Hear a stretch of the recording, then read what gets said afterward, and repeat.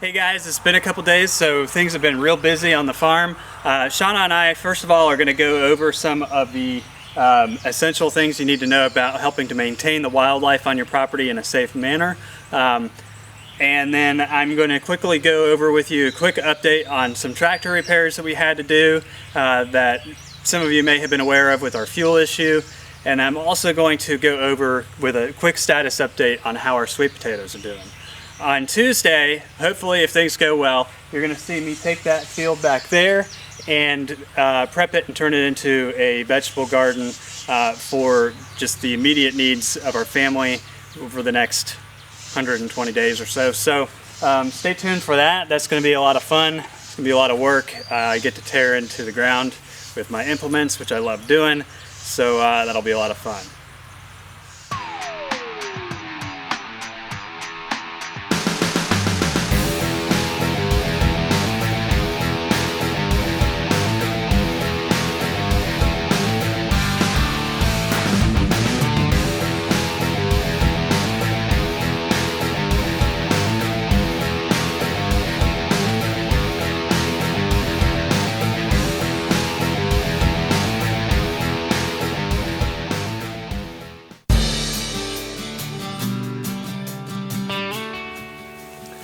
So a quick status update on our fill dirt sweet potatoes. They are growing. I don't know how well they're going to produce yet. One sweet potato is really performing pretty well. The other sweet potato just started showing some signs of life recently.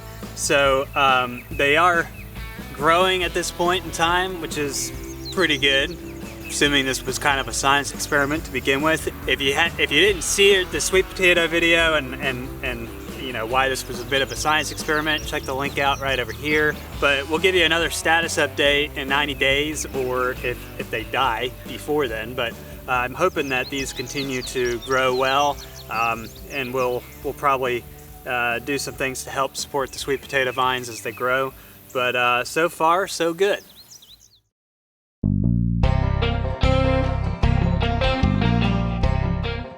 One of the things you're going to learn as a homesteader is that you have to become your own mechanic. Now, I didn't know how the fuel system in a tractor works. If you follow our channel, you'll know that I had a problem with this tractor where fuel was just spewing out of the carburetor area, the gas overflow, and it was going all over the ground. I had to cut it off. It was a mess, and I had to basically learn, and I posted a video about it, how the fuel system of these old Ford 3000s works so I could properly diagnose on my own what was wrong with the tractor. I ended up fixing the problem. It was actually a fairly easy issue to fix.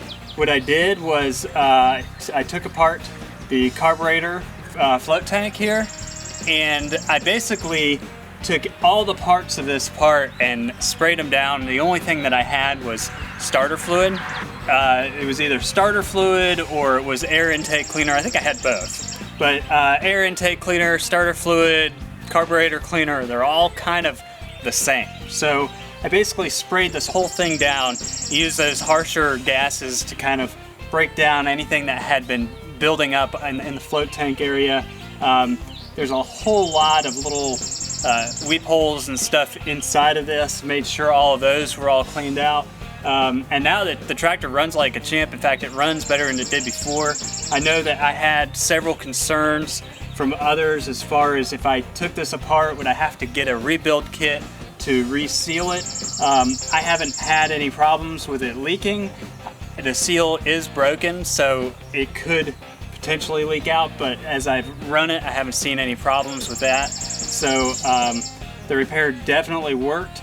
As you take these apart, I would just suggest that you make sure that you have some sort of tray underneath your tractor, especially if you're out in the field, because there are a lot of small pieces inside this carburetor that could fall out, and if you lose those, then you are looking at a rebuild kit. But I was able to fix this entire carburetor without using any type of rebuild kit. There's basically just a few screws under here, so all I really needed in the end was a screwdriver to unscrew these, pull this out, The next set of things in there was were all screwed in as well.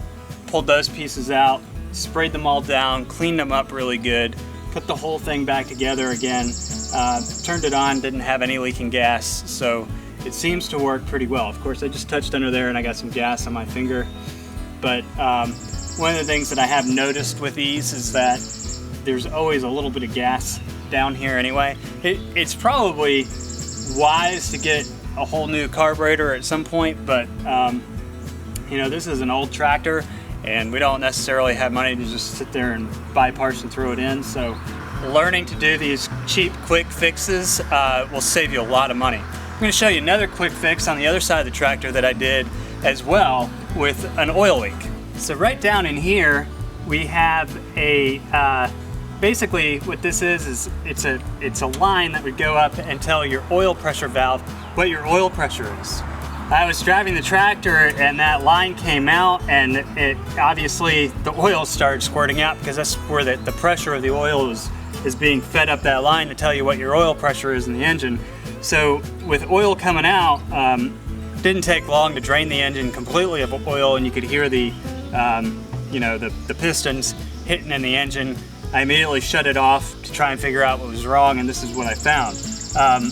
Not having the parts on hand to fix this, but needing to get the tractor back up and running again, what I ended up doing is taking a cap from the valve stem on a wheel, and I screwed it on there. I had to shove a piece of rubber in there. Luckily I had an old tire on our property from one of the old inner tubes from changing the inner tube of our tractor.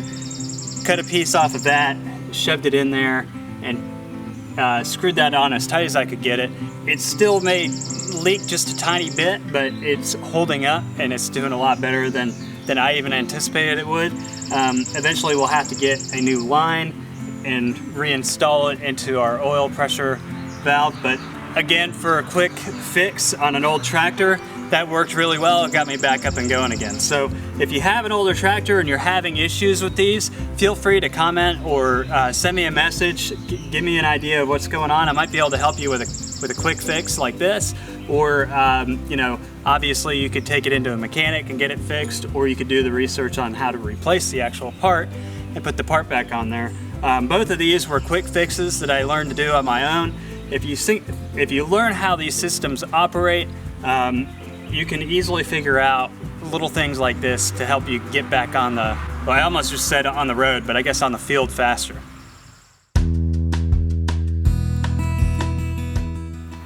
So we've been reading a lot about folks having issues with wildlife on their property and what to do about it and how to kind of handle the situation. So we thought we would do a quick video just kind of explaining how we've been laying out our homestead to help handle the issues as far as wildlife is concerned and areas of the vegetation is concerned, while allowing nature to kind of still continue and take its course, because everything is beneficial that is on your homestead naturally.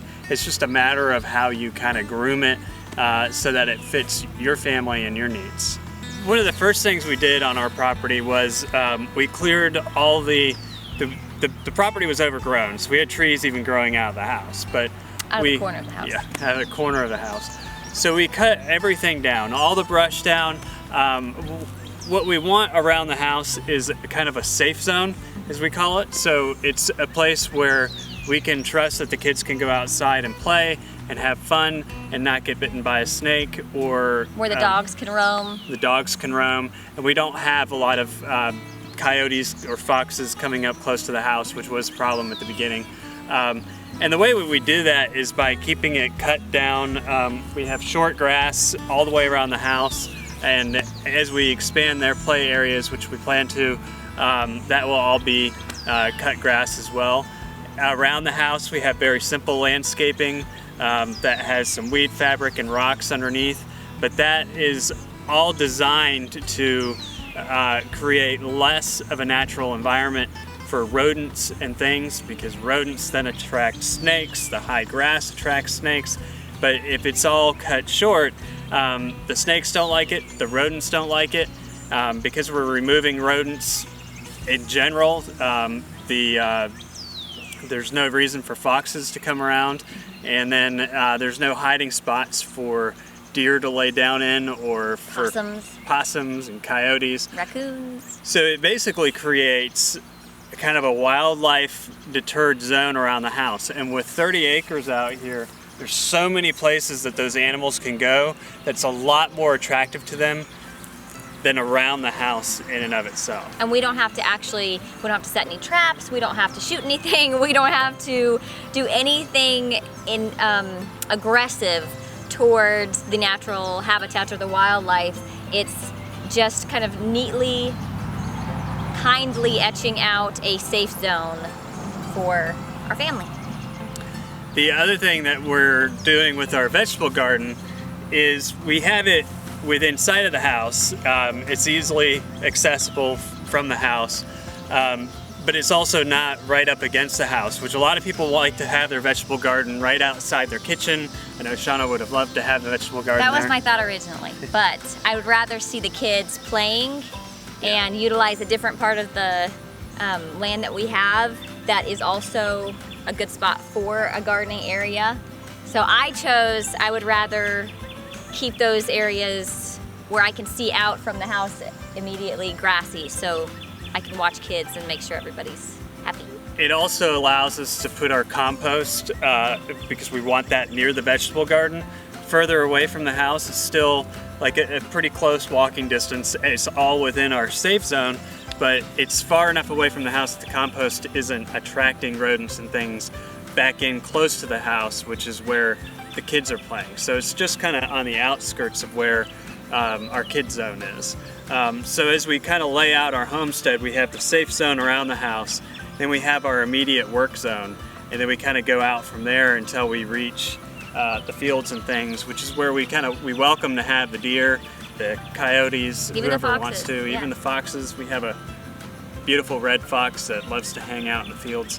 But we wanted to get this video out there because we see a lot of people talking about how to deal with snakes and how to deal with wild animals. And normally, as long as we have everything groomed and maintained, we don't see a lot of snakes on our property. It's when we let the grass get higher that the snakes kind of come out, and that's because the rodents have been able to come closer. And if you're not maintaining your weeds and your grass immediately around your house, obviously the rodents are going to be attracted to the house because of food and garbage and other things that you produce as a human. They are attracting snakes and coyotes and other wildlife, and you're providing them cover by not maintaining your immediate living space. It really becomes the safe zone is a clean zone. Yes. Just beyond the initial safe zone, as we're calling it, in the circle or the sphere of the secondary or the work zone, as Charlie was calling it, where the compost pile is, it is just beyond where our animals, like our cats and dogs, can reach as well.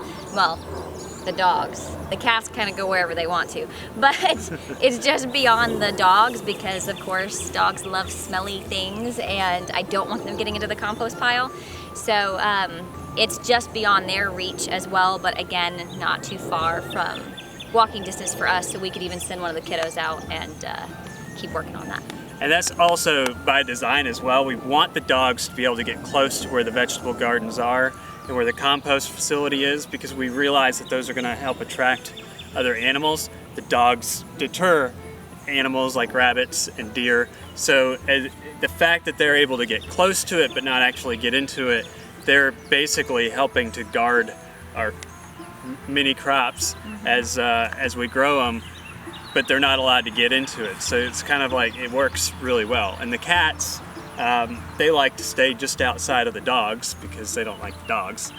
And the cats love things like rabbits and mice as well. So the fact that they're able to get into the vegetable gardens in the areas where we have some of these things set up is also good as far as helping to protect things. Except we have a cat who loves basil. So if you're planning on doing an herb garden, we are going to actually do some boxes above or below our kitchen window because it's just high enough off the ground that our cats hopefully can't climb up there and get to it. But some of the herbs I'm sure that cats are attracted to. So be mindful of that if you do have cats, that they are attracted to certain herbs or vegetables. At least ours are. I don't know if that's normal. So. And cats also like chicken, so we haven't quite figured out how we're gonna do the chickens yet, but we're hoping that however we set them up. Well, we're gonna do a traveling chicken. Mobile. A mobile chicken coop, and we still haven't figured out the free range part, how we're gonna let them roam, but hopefully we can keep our cats and our chickens from A wanting wet to get hose each other. works really well on cat training. Or a spray bottle. Hose. No. It's more terrifying. The other thing you can do to keep wildlife away from your property, and this is just kind of another side note for those who have an issue with wildlife, is if you do have coyotes and deer and other animals that are coming up close to your house at night, it can be a bit of a nuisance. I know it is for us. So what we By have, nuisance, we mean noisy because the dogs bark at it. yeah. So what we have done is, instead of trying to shoot at the animals, because if you killed a coyote and you kill an alpha, what you're actually doing is you're opening up the territory for either more or another alpha, and you don't know what you're going to get in exchange. So it's better to just kind of train the animals to stay out of your area. And one of the things that we do to do that is we'll go out and make noise if they do come into our zone, to deter them from coming into the area, whether that is shooting a blank off or a round off into the hill just to kind of scare them, or shaking a can full of pennies, whatever it is. By making noises and kind of deterring the animals from coming into our zone, over time the coyotes have just kind of stopped coming into the area because they're afraid. They come into it, they have no coverage because we've removed all the high bushes and grasses and extra trees, and then we're making noise on top of that to scare them off.